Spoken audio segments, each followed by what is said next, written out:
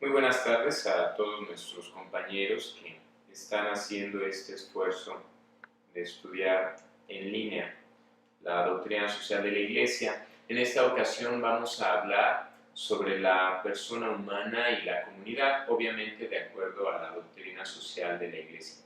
He preparado una presentación, unos apuntes, basándonos en el compendio, que es nuestro libro de texto para este estudio, el compendio de la doctrina social de la Iglesia o doctrina social cristiana, que nos va marcando este corpus, nos va ayudando y nos va acompañando en nuestro estudio. Entonces, bienvenidos a este nuevo encuentro, esta nueva cita para todos los amigos que desde estos medios virtuales nos seguirán. La persona humana y la comunidad tiene mi nombre, el presbítero licenciado Oscar Arias Bravo, que los estaré acompañando en estos siguientes minutos de nuestra reflexión. Hablemos a grandes rasgos. Todavía estamos en un módulo fundamental de la doctrina social cristiana de la Iglesia.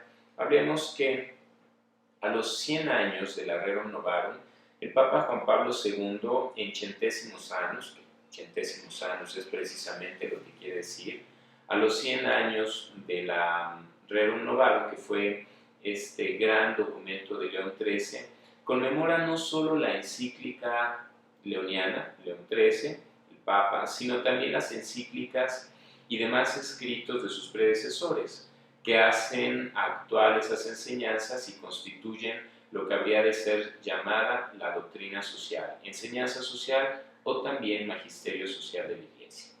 La cita es de centésimos años, número 2.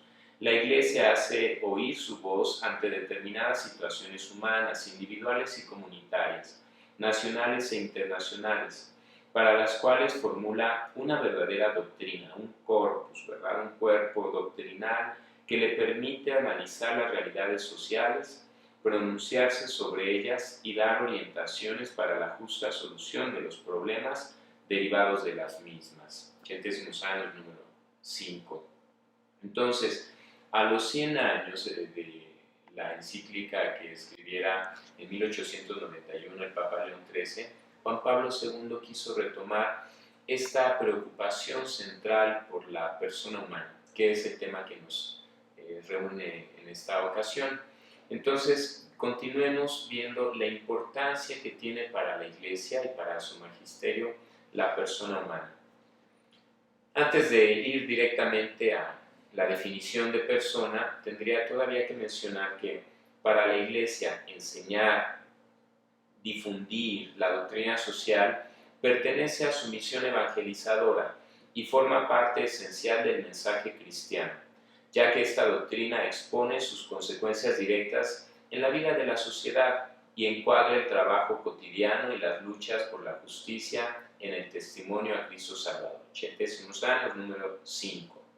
La guía de la encíclica y en verdad de toda la doctrina social de la Iglesia es la correcta concepción de la persona humana y de su valor único, porque el hombre en la tierra es la sola criatura que Dios ha querido por sí misma. Centésimos años, número 11, que además hace también referencia al número 24 de la Gaudium et Spes. La Gaudium et Spes sabemos que es esta constitución pastoral sobre la Iglesia en el mundo y es resultado de la reflexión del Concilio Vaticano II. Esta Gaudium et Spes, que la vamos a encontrar también multicitada en nuestros temas, será el resultado del Concilio Vaticano II cuando quiere acercarse en una manera de un diálogo abierto con el mundo de hoy, la Iglesia en el mundo actual, de hecho, lo vemos en su propio título. Bueno, después de esta brevísima introducción sobre lo que es la doctrina social, la hemos definido y hemos citado los documentos donde encontramos esta definición, este acercamiento a lo que es la doctrina social, les invito a que reflexionemos un poco más acerca de lo que es la persona concretamente. Si queremos hablar de una antropología, antropos, ¿verdad? Hombre, logos, tratado, esa antropología teológica, bueno, antes de ver lo que la Iglesia, lo que Dios dice de la persona misma, veamos su raíz como palabra, ¿verdad? Como concepto. Entonces, persona, permítanme recordar, que viene del latín persona persone, quería significar la máscara. Es ese papel que representaba uno en el teatro o que desempeña en el mundo, término teatral con el cual se indicaba un particular tipo humano. El cristianismo asumió tal término, pero cambiaría el significado, la persona como el ser humano, considerado no solo en sí, sino también en sus relaciones. No entonces como individuo cerrado en sí mismo, sino en su íntima y esencial capacidad de relación de don y de reciprocidad. Permítanme compartir brevemente entre ustedes que el concepto griego de persona tenía mucho que ver con aquellas representaciones teatrales, ¿no? Tenemos, por ejemplo, la tragedia con una máscara llorando. Recordarán ustedes que así vemos el signo, el ícono del teatro, ¿no? Una máscara que está triste y la comedia, una máscara que está contenta. Realmente este término, esta máscara, que el término de persona, se refiere a que este individuo, este ser, era lo que le tocaba representar. Pongamos un ejemplo más actual. Si yo les dijera, ¿y ustedes quiénes son? ¿Qué son? ¿Quiénes son? Alguno me podría decir, yo soy un sacerdote. Estamos un poco en este mismo concepto griego, ¿no? Es decir, tú eres lo que haces o aquel rol que desempeñas en la sociedad. En la sociedad eres un ser consagrado a la alabanza, al sacrificio, a elevar las oraciones de la comunidad a Dios. Entonces te define el rol que tienes en la sociedad. Claro, sabemos quiénes somos sacerdotes, que hay un término mucho más profundo, ¿verdad? Todo lo que se llama la ontología del ser, pero no lo voy a tratar en este momento.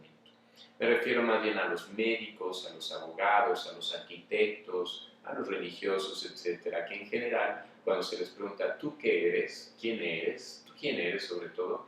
Responderán, yo soy una persona religiosa, yo soy un religioso, yo soy un sacerdote, yo soy un arquitecto, yo soy un abogado. Bueno, entonces, esa es nuestra primera reflexión. El término de persona, desde la tradición clásica de los griegos, se asume como el rol que uno desempeña en la sociedad. Es uno de los primeros conceptos que se tiene acerca de persona. También veremos un poco el concepto de prosopon, ¿verdad? Que eso es más un poco de términos eclesiales y de concilios. Decíamos que el cristianismo retoma este término, pero lo considera no solamente como un ser aislado, sino sobre todo en relación con los demás. Cuando a Jesús se le hacen estas preguntas que querían resumir el cristianismo, recuerden él mismo lo que decía, ¿no? Que toda la Torá, toda la ley se resume en el amor al otro. Digamos casi que con el cristianismo empezamos a decir amo, luego existo, para no alejarnos de los clásicos griegos, que con el cogito ergo sum, ¿no? Pienso, luego existo, dirán los griegos. Nosotros podríamos añadir en el cristianismo, amo, luego existo, y está toda la teología de San Juan, ¿no? Que lo recuerda, no solamente su evangelio, no solamente los capítulos 14, 15, 16, sino también sus cartas, donde centra la definición de Dios como amor, y obviamente aquel que permanece en el amor, Dios permanece en él y él en Dios. Entonces ya no solamente tenemos una definición de la persona como un rol en la sociedad. En el cristianismo entra una parte más de esta definición, que es el amor al prójimo, al otro, al necesitado. Son las bases, como ustedes podrán ver, del personalismo. Esta corriente, citaremos autores como Martin Buber, como Jacques Maritain, como Emmanuel Mounier, el mismo Juan Pablo II, podríamos considerarlo un personalista por el contenido de sus escritos. Entonces, el concepto de persona subraya que la relación con los otros es un componente fundamental de la identidad. Digamos que aquel ser se descubre más persona en cuanto entra en relación con los demás. La relacionalidad aparece como característica del ser humano. Es una realidad interior antes que expresarse a través de las múltiples formas de relación que pueden ser gratuitas o reguladas por un contrato social económico. Y eso es lo que regula un contrato social económico, es lo que va a regular las relaciones de las personas en una sociedad. Nosotros a ese contrato social o económico generalmente le llamamos las leyes, y estas se contienen en una constitución, y eso es lo que rige nuestras relaciones con los demás. Quisiera mencionar también brevemente el mito, esta leyenda pues de Tarzán, ¿no? Fíjense, Tarzán, el hombre de la selva, vive con monos, se desarrolla con ellos y aprende a hacer cosas de monos, ¿no? Aprende a saltar de una liana a otra, de un árbol a otro, a expulgar piojos de sus compañeros, porque se desarrolló con ellos. Entonces, la doctrina social de la Iglesia nos ayudará para ir más allá de una única y pura relacionalidad, porque si no podremos quedar como Jacques Rousseau, un poco la persona es lo que la sociedad hace de ella, como este mito, leyenda de Tarzán, ¿no? Él aprendió a ser mono y se creía mono en un primer momento, hasta que descubre a Jane, ¿verdad? Se da cuenta de que él es un ser diferente, y entonces comienza este proceso de hominización. Disculparán ustedes el ejemplo, pero es para explicar cómo no podemos solamente ser aquello que la sociedad crea de nosotros. El concepto de persona, de acuerdo a la doctrina social de la Iglesia, es mucho más profundo y no solamente se queda en la relacionalidad.